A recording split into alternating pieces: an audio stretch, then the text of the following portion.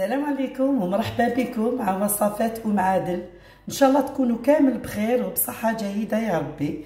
اليوم جيت ندير لكم موسكوتشو بطريقه سهله ويجي سهل بزاف واقتصادي. تفضلوا معايا تشوفوا طريقه التحضير وتشوفوا المقادير. هنا عندي البنات ندير 4 حبات بيض هامليك. شوفوني كيفاش ندير هكذا. غسولين غسلوهم قبل. بسم الله. هكذا زوج. عندي 4 حبات برك هامليك. هاي ليك الرابعه.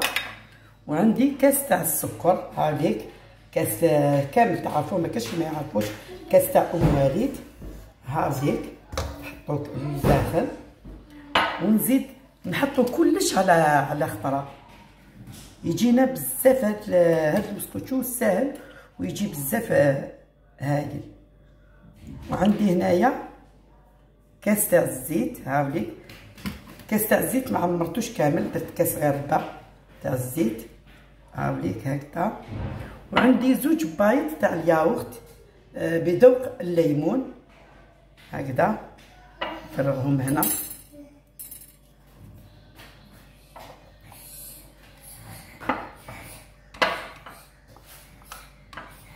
هاوليك فرغته في الكاس هاوليك جاني كاس مداريه ندير كاس كومبلي تاع الياغورت باش يعطينا طراوه لهذاك المسكوتشو من الداخل يجيك كانه مشمخ ما يجيش ناشف.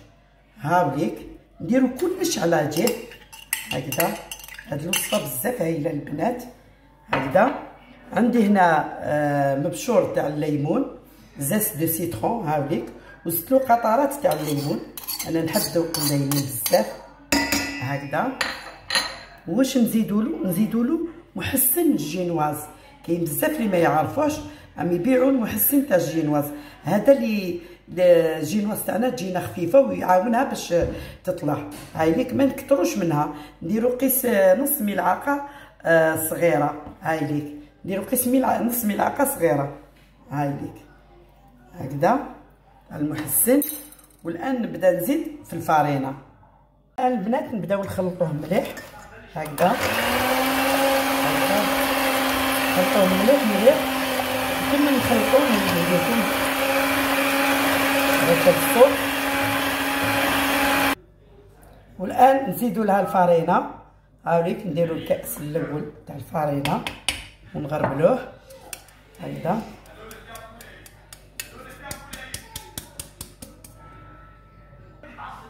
ونزيد الكاس الثاني هكذا ونخلط ونزيد لها لاليفيور. هاي ليك نزيد وحده تاع لاليفيور شيميك خميره الحلوى اللي هي بيكين باودر. ونبدا نخلط. نزيد لها نص كاس تاع الفارينه باش ما تجيناش باش ما تعاودش تحبط لنا. هاي ليك درت لها 2 كيسان ونص تاع الفارينه و2 كيسان ما نعمروهمش مقببين هكذا. نزيد نكمل نخلط هكذا. هاي ليك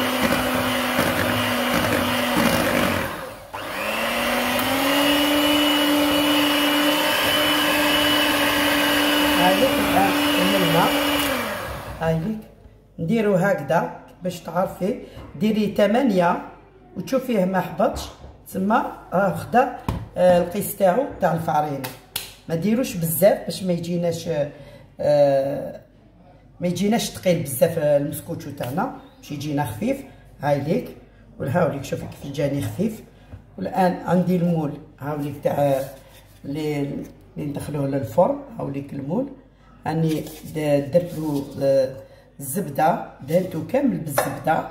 والان نزيد له الفارينه هكذا. نزيدوا له الفارينه كامل هكذايا هكذا. ندردروا عليه كامل الفارينه باش ما يسقناش. هاي هكذا. وهذاك اللي يبقى نحيوه هكذا.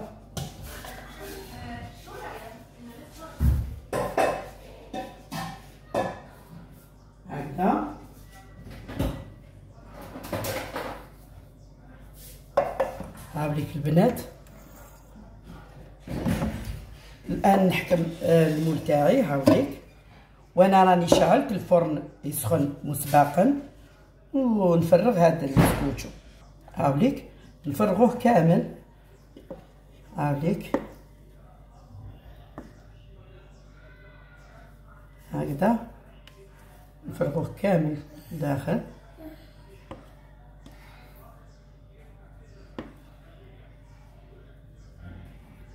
كذا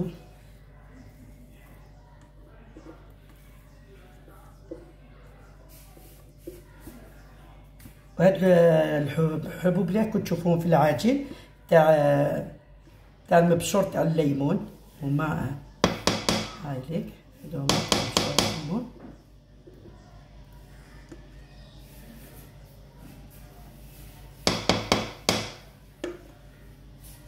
والان البنات بعد ما فرغنا كامل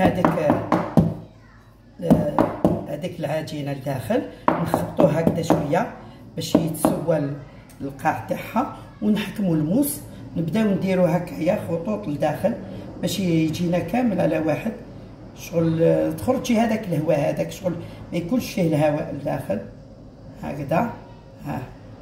هكذا كامل باش تجينا على واحد هايليك.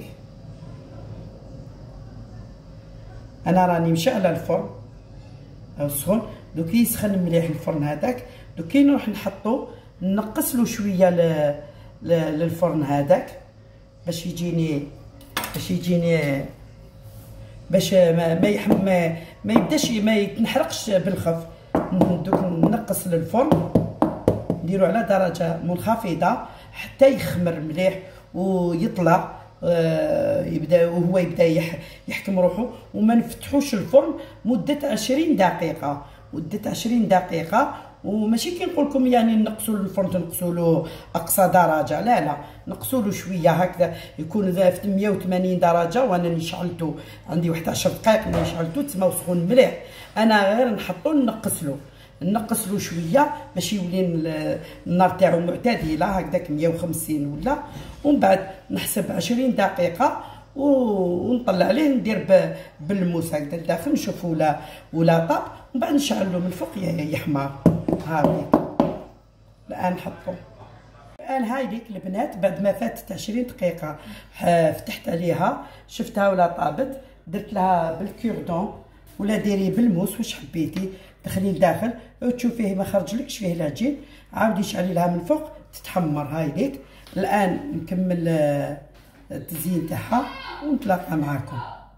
البنات نكملوا نزينوها هكا، درت لها شويه سكر كلاص، يعني تزيين بسيط برك، كل واحد يزين كيما يحب، يبقى التزيين اختياري. انا خيرت ندير هذا التزيين البسيط هكذا، نتوما ديروا كيما حبيتو هايليك. والان راني ذوبت الشوكولا هايليك، ذوبتها، زدت لها قطره تاع لون الاورانج البرتقالي، نزيد نكمل نزينها هكا شويه هكذا، يعني عشوائي نديرو لها هكذا.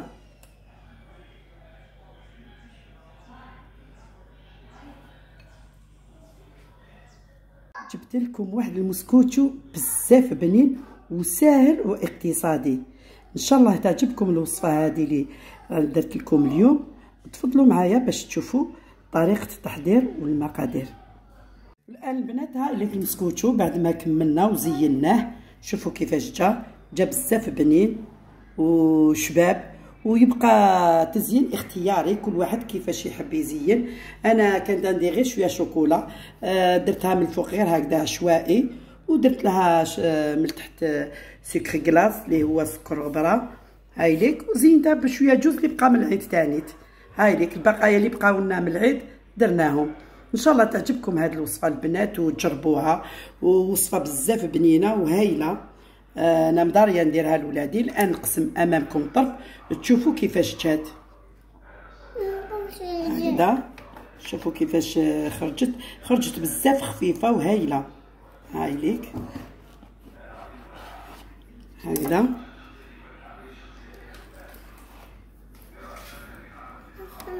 هاي ليك.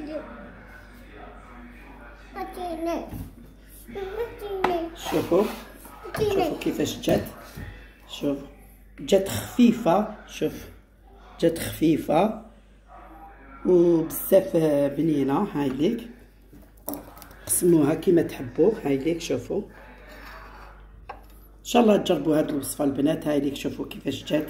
شوف جات الخفة ما كاش كيما هي. شوفوا جات خفيفة بزاف. هاي ليك شوفوا ان شاء الله تعجبكم هاد الوصفة وتجربوها البنات. وإلا عجبتكم ما تنساونيش بجام وكومونتير شباب وبارطاجيو مع احبابكم. وما بقى لي غير نقول لكم شهية طيبة شهيتكم في الجنة. نتلاقى معكم ان شاء الله في فيديو اخر وفي وصفة واحدة اخرى. والسلام.